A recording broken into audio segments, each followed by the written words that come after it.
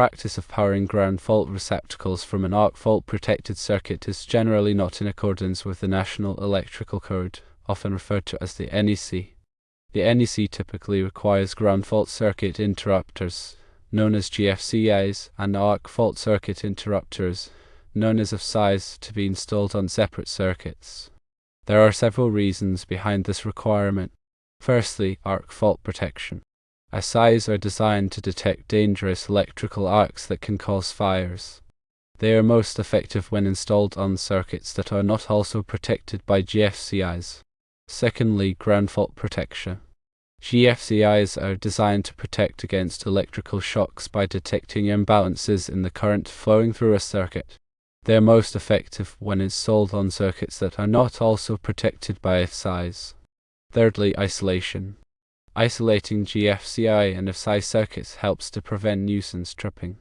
It also ensures that both types of protection are operating independently. Now, let's consider potential issues that could arise from using a combined GFCI and AFCI circuit. 1. Reduced arc fault protection. If the GFCI trips, it will also interrupt power to the AFCI protected circuit, effectively reducing the level of arc fault protection. 2. Increased nuisance tripping. Combining GFCIs and AFCIs on the same circuit can increase the likelihood of nuisance tripping. This is because both devices may respond to the same fault. 3. Safety hazard. If the GFCI on the rear of the house trips, it could leave the AFCI protected circuit without power, creating a potential safety hazard. The recommended solution is to install the AFCI protected circuit as intended and install a separate GFCI protected circuit for the exterior receptacles. This will ensure proper protection for both types of hazards, while also adhering to the NEC requirements. Let's delve deeper into the specifics of AFCIs and GFCIs, and why their independent operation is crucial for safety. An AFCI, or arc fault circuit interrupter, is a device designed to protect against fires caused by electrical arcs. Electrical arcs are unintentional electrical discharges that occur when electricity jumps between two or more conductors. These arcs can generate a significant amount of heat, which can ignite nearby flammable materials and cause a fire. AFCIs work by monitoring the electrical current flowing through a circuit. They are designed to detect the unique characteristics of electrical arcs, such as the rapid and erratic changes in current flow. When an AFCI detects an arc fault, it quickly trips the circuit, cutting off the flow of electricity and preventing a fire from starting. There are two main types of AFCIs: branch or feeder AFCIs and combination AFCIs. Branch or feeder AFCIs are installed at the beginning of a circuit, typically in the electrical panel. They protect the entire circuit from arc faults.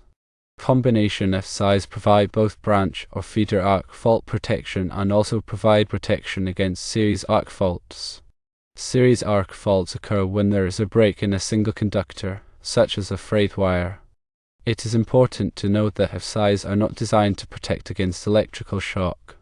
Their primary purpose is to prevent fires.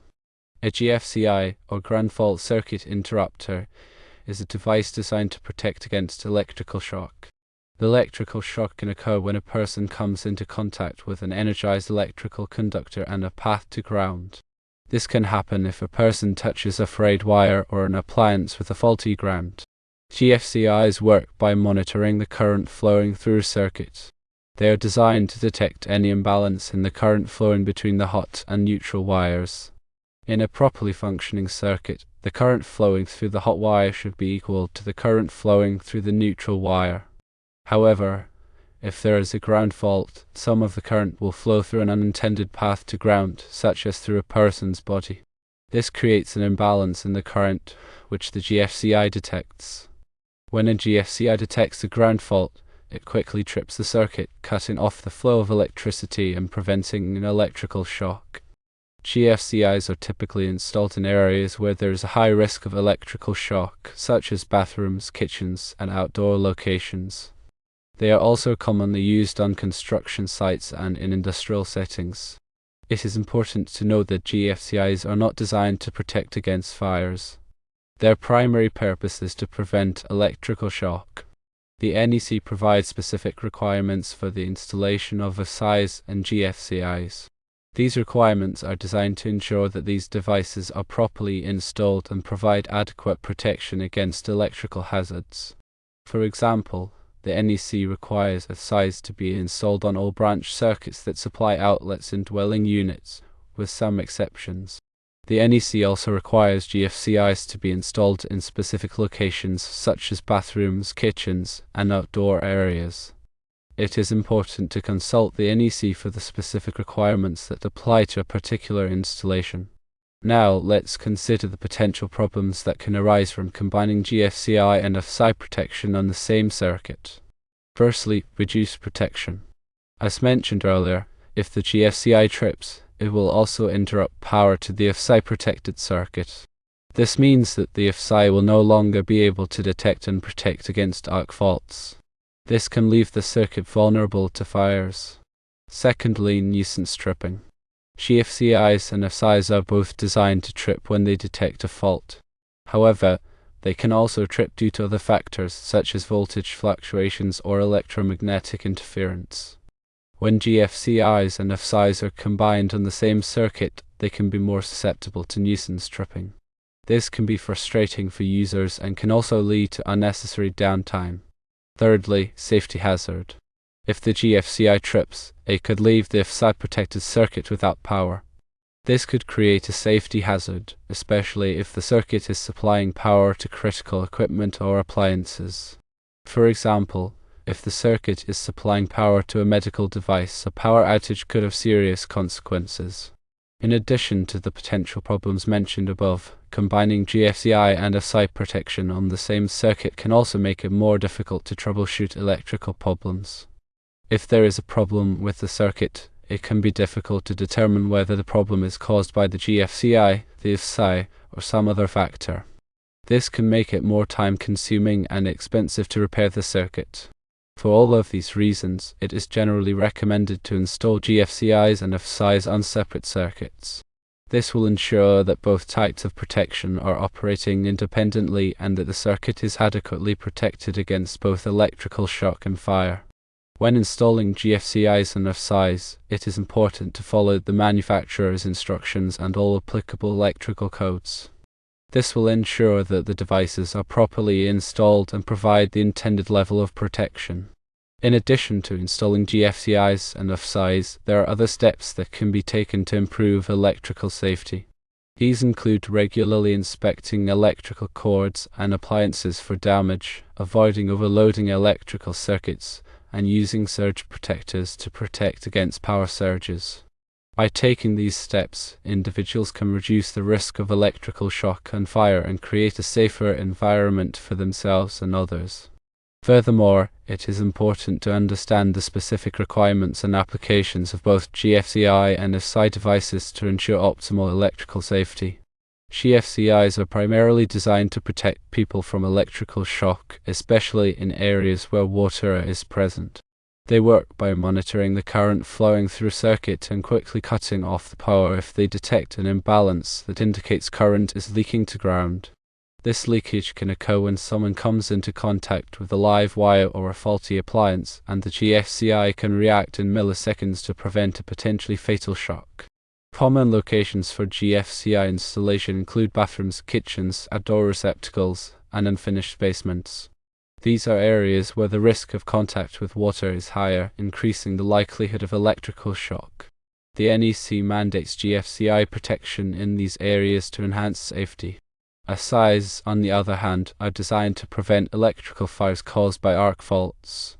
Arc faults occur when there is an unintended electrical discharge between two conductors, often due to damaged or deteriorated wiring. These arcs can generate high temperatures which can ignite nearby flammable materials and start a fire. AFCIs detect the unique characteristics of arc faults and quickly shut off the power to the circuit, preventing the fire from starting.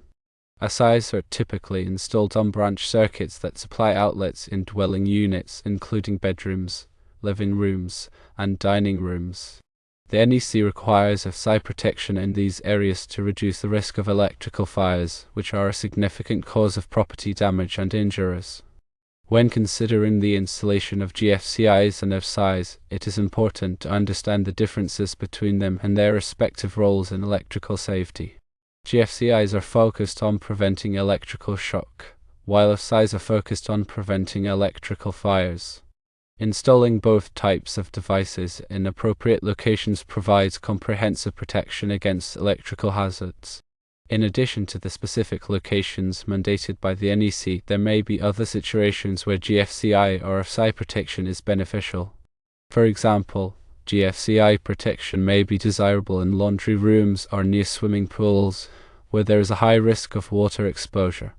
AFCI protection may be beneficial in older homes with outdated wiring, where the risk of arc faults is higher.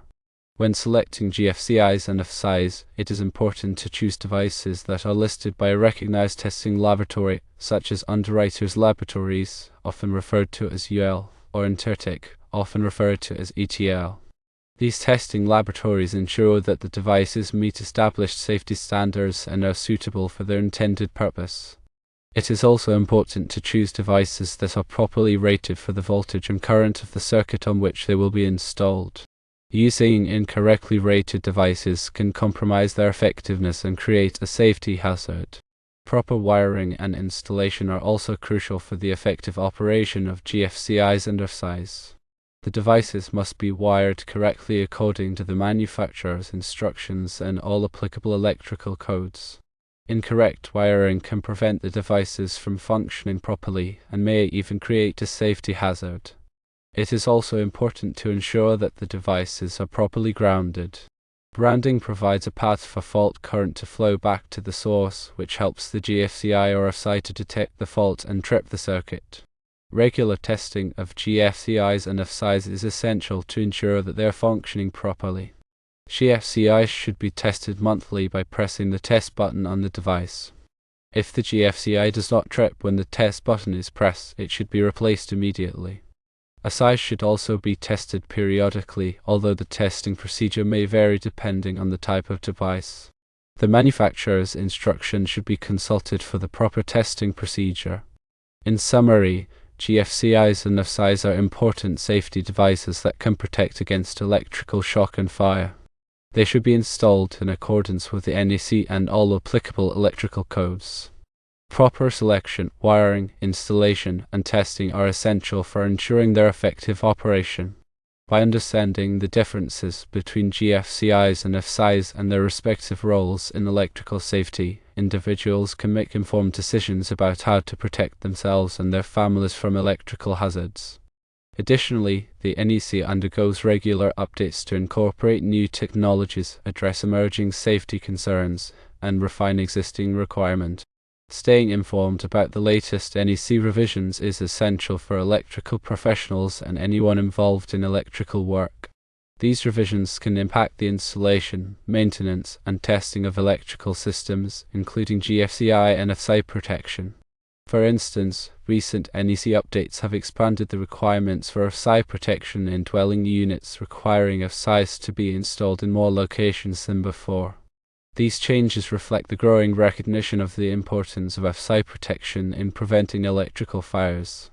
Similarly, the NEC has also clarified and refined the requirements for GFCI protection in various applications such as swimming pools and hot tubs. These changes are intended to enhance safety and prevent electrical shock in these potentially hazardous environments. Keeping abreast of these NEC updates requires ongoing education and training. Electrical professionals should attend industry conferences, read trade publications, and participate in continuing education courses to stay informed about the latest changes to the NEC. Homeowners and other individuals involved in electrical work should consult with qualified electrical professionals to ensure that their electrical systems comply with the latest NEC requirements. In addition to the NEC, other codes and standards may also apply to electrical installations. These include state and local building codes, as well as industry standards developed by organizations such as the Institute of Electrical and Electronics Engineers, often referred to as the IEE, and the National Fire Protection Association, often referred to as the NFPA. These codes and standards may provide additional requirements and recommendations for electrical safety. Compliance with all applicable codes and standards is essential for ensuring the safety and reliability of electrical systems. It is also important to note that electrical work can be dangerous, and it should only be performed by qualified individuals who have the necessary training and experience. Working with electricity can expose individuals to the risk of electrical shock, burns, and other injuries. Therefore, it is essential to take appropriate safety precautions when working with electricity, such as wearing appropriate personal protective equipment, energizing circuits before working on them, and using insulated tools.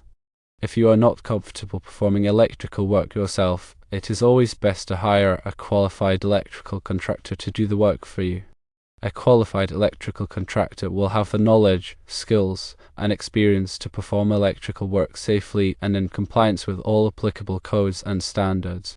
In conclusion, GFCI and AFCI protection are essential components of a comprehensive electrical safety strategy. Understanding the differences between these devices, their respective roles in preventing electrical shock and fire, and the applicable codes and standards is crucial for ensuring the safety and reliability of electrical systems. By following best practices for selection, installation testing, and maintenance, individuals can minimize the risk of electrical hazards and create a safer environment for themselves and others. The recommendation remains that AFCI protected circuits and GFCI protected circuits should be installed separately.